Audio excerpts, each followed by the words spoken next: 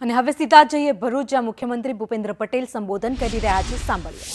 શ્રી મહેન્દ્રસિંહ વાસદિયા, મારા સાથી ધારાસભ્ય શ્રી ઈશ્વરસિંહ પટેલ, રમેશભાઈ મિસ્ત્રી, અરુણસિંહ રાણા, શ્રી ડીકે સ્વામી, શ્રી રીતેશભાઈ વસાવા, ભરૂચ જિલ્લા ભાજપ પ્રમુખ શ્રી પ્રકાશભાઈ મોદી, કલેક્ટર શ્રી ગૌરાંગભાઈ મકવાણા, ડીડીઓ શ્રી યોગેશ કાપસે, અંકલેશ્વર નગરપાલિકાના પ્રમુખ શ્રીમતી લલિતાબેન રાજપુરોહિત, અંકલેશ્વર તાલુકા પંચાયતના પ્રમુખ શ્રીમતી પુષ્પાબેન પટેલ, પૂર્વ જિલ્લા ભાજપ પ્રમુખ શ્રી મારુતિસિંહ અડોદરિયા, ભરૂચ જિલ્લા ભાજપ મહામંત્રી શ્રી નિરલભાઈ પટેલ, શ્રી વિનોદભાઈ પટેલ, ભરૂચ જિલ્લા પ્રોજેક્ટ એડમિનિસ્ટ્રેશન શ્રી નિશાબેન, આરએનબીના chief engineer Shri CP Patel, આમંત્રિત સર્વે મહાનુભાવ, પ્રેસ મીડિયાના મિત્રો, સૌને મારા નમસ્કાર. પ્રજાપતિજી આનંદમાં છો ને? ભલે ભલે. વરસાદ સારો થઈ ગયો છે એટલે લોકો બધાને શાંતિ એક વર્ષની. નહીતર પાછું વરસાદ હજુ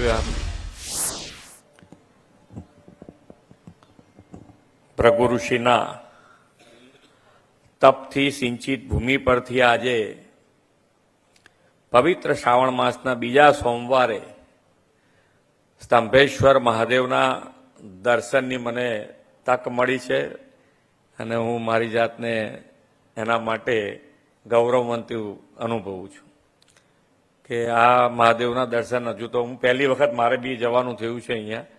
તમે બધા અહીંયાથી દર્શન કરી આવ્યા છો, પણ અદ્ભુત છે ને.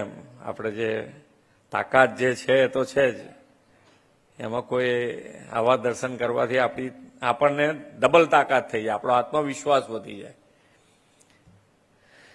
શ્રાવણ મહિનો એટલે તહેવારો અને ઉત્સવનો મહિનો.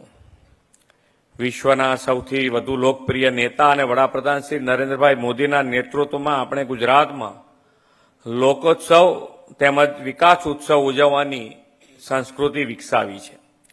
અંકલેશ્વરના આજના વિકાસ ઉત્સવમાં 637 કરોડ રૂપિયાના વિવિધ વિકાસ કામો આ જિલ્લાને આજે આપ્યા છે.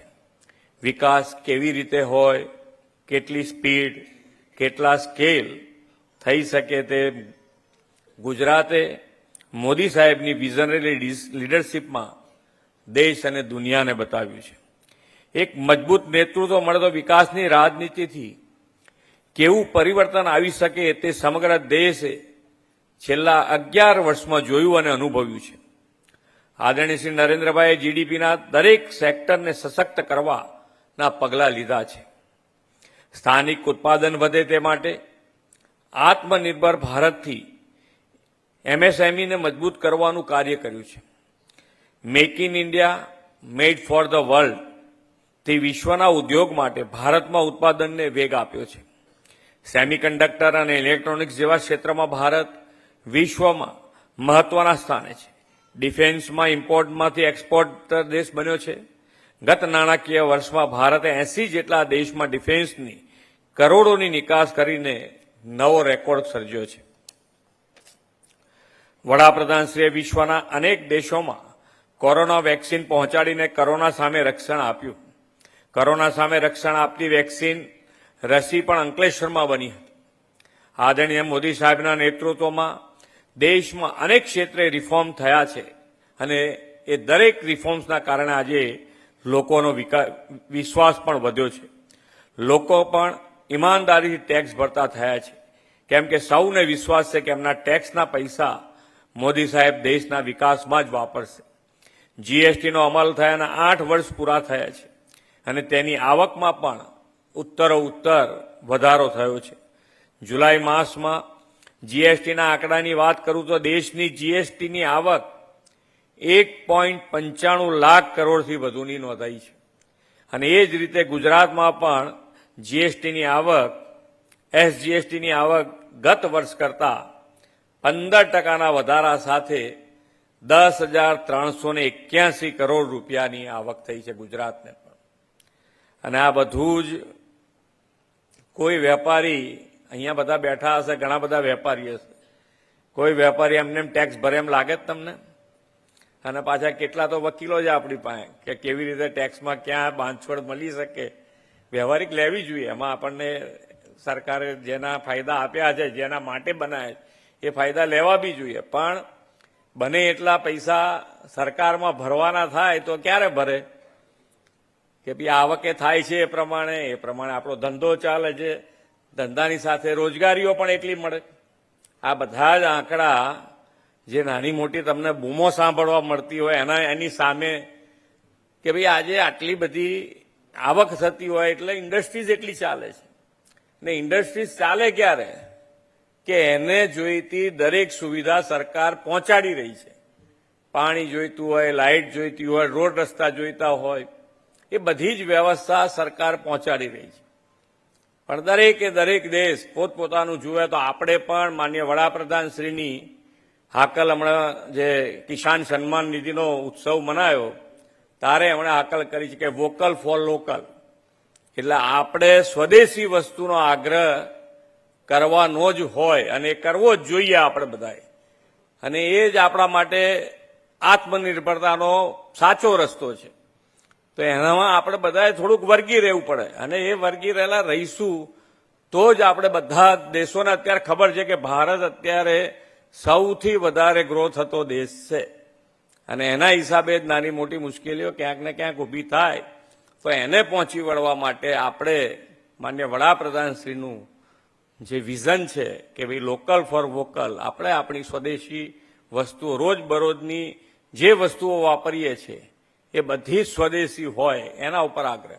જૂની ખરીદેલી હોય તો એને કંઈ આપણે અડવાની જરૂર નથી, ફેંકી દેવાની જરૂર નથી.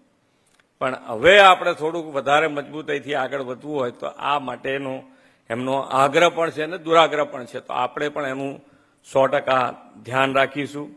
આઈટી અને સેવા ક્ષેત્રમાં ડિજિટલ ઇન્ડિયાના અભિયાનથી વિકાસની ગતિ તેજ થઈ છે. દેશનું અર્થતંત્ર વિશ્વમાં ઝડપથી ત્રીજા સ્થાન પર પહોંચશે તેવો સૌને વિશ્વાસ થઈ ગયો. બધાને વિશ્વાસ છે કે આપણે પહોંચવાના જ છીએ. ગુજરાત તો ભાગ્યશાળી છે કે આદરણીય શ્રી નરેન્દ્રભાઈ મોદીના નેતૃત્વનો 2.5 દાયકાથી લાભ મળી રહ્યો છે અને તેમણે ગુજરાતમાં વીજળી, પાણી, રોડ રસ્તા જેવા પાયાના ઇન્ફ્રાસ્ટ્રક્ચરની સાથે સામાજિક ઉત્થાન મજબૂત ઇમારત ઊભી કરી છે. એ દિશામાં ભરૂચ જિલ્લો પણ આગળ વધ્યો છે.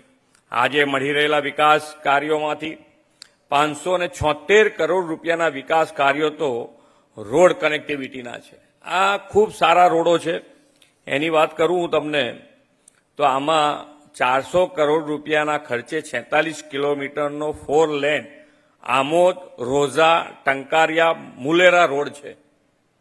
વડોદરા મુંબઈ એક્સપ્રેસ વેના વાહનો સીધા જ દહેજ જઈ શકે એના માટે આ રોડ 400 કરોડ રૂપિયાના ખર્ચે આપણે તૈયાર કરી રહ્યા છીએ. એની સાથે સાથે જે બીજો રોડ લીધો છે એ 42 કરોડ રૂપિયાના ખર્ચે 4 લેન બનાવવા જઈ રહ્યા છે, અંકલેશ્વર વાલિયા નેત્રંગ રોડ. અને એ જ રીતે વાલિયા ઝઘડિયા રોડ પણ 60 કરોડના ખર્ચે બનાવવાના છે. એ બધા જ આજે ખાતમુહૂર્ત થયા છે. જેટલા બને એટલા ઝડપથી થાય અને ક્વોલિટીવાળા થાય એ રીતે આપણે એની આપણે આગળ વધીશું ને એનું ધ્યાન તમારે પણ રાખવાનું કે ભાઈ ક્વોલિટીવાળું વર્ક થવું જોઈએ. અહીંયા બધા બેઠેલા આજે જે લોકાર્પણ અને ખાતમુહૂર્ત થયા છે એમાં આરોગ્યના કામો છે, રમતગમત, તાલુકા ક્ષેત્રનું એક સ્પોર્ટ્સ કોમ્પ્લેક્સ તૈયાર થઈ ગયું છે એનું આજે લોકાર્પણ થયું છે. શિક્ષણ અને શહેરી વિકાસના કામો, ભરૂચ લોકોના ઇઝ ઓફ લિવિંગમાં વધારો કરશે તેવો મને વિશ્વાસ છે. વડાપ્રધાન શ્રી નરેન્દ્રભાઈની વિઝનરી લીડરશીપમાં ગુજરાતમાં વિકાસની ગતિ બમણી થઈ છે. ભરૂચ, અંકલેશ્વર, ઝઘડિયા, દહેજનો આખોય વિસ્તાર ઇન્ડસ્ટ્રીયલ સિટી અને ટાઉન તરીકે પાછલા 2 દાયકામાં આ ડબલ એન્જિન સરકારના પ્રયાસોથી વિકસ્યો છે. અહીંના ઉદ્યોગો લાખો યુવાનો અને દેશના અન્ય રાજ્યોમાંથી આવીને વસેલા લોકોને અનેક રોજગારીના અવસરો પૂરા પાડે છે. ભરૂચ જિલ્લો આજે દેશના કેમિકલ કેપિટલ તરીકે ખ્યાતિ પામ્યો છે. દહેજમાં દેશનો સૌથી મોટો PCPIR કાર્યરત થયો છે. જંબુસરમાં દેશનો પહેલો બલ્ક ડ્રગ પાર્ક આકાર લઈ રહ્યો છે અને દહેજમાં સૌથી મોટો LNG ટર્મિનલનું પણ નિર્માણ થયું છે. આ જંબુસરનો અત્યારે જ અમે બલ્ક ડ્રગ પાર્ક જઈને આવ્યા છીએ અને એ અત્યારે જે પ્રમાણેનું કામ થઈ રહ્યું છે મને લાગે છે ત્યાં સુધી ટાઈમસર આ લગભગ 2026માં ત્રીજા ચોથા મહિનામાં એ કમ્પ્લીટ થઈ જાય એવું લાગે છે અને એ કમ્પ્લીટ થઈ જશે એટલે આ ફરીથી આ ડેવલપમેન્ટમાં ખૂબ મોટો ફાળો આ બલ્ક ડ્રગ પાર્કનો પણ હશે. ભરૂચના ઔદ્યોગિક વિકાસને વેગ આપતો દિલ્હી મુંબઈ એક્સપ્રેસ વે તથા લોજિસ્ટિક માટેના વિવિધ કદમો લેવામાં આવ્યા છે. ભરૂચ અને અંકલેશ્વરને સંકલિત વિકાસ ટ્વિન સિટી મોડેલ પર થઈ રહ્યો છે. વાલિયા ખાતે ટ્રાઇબલ ઔદ્યોગિક પાર્ક અને agro food park C food park પણ ભરૂચના આર્થિક અને સામાજિક વિકાસમાં ઉમેરો કરશે.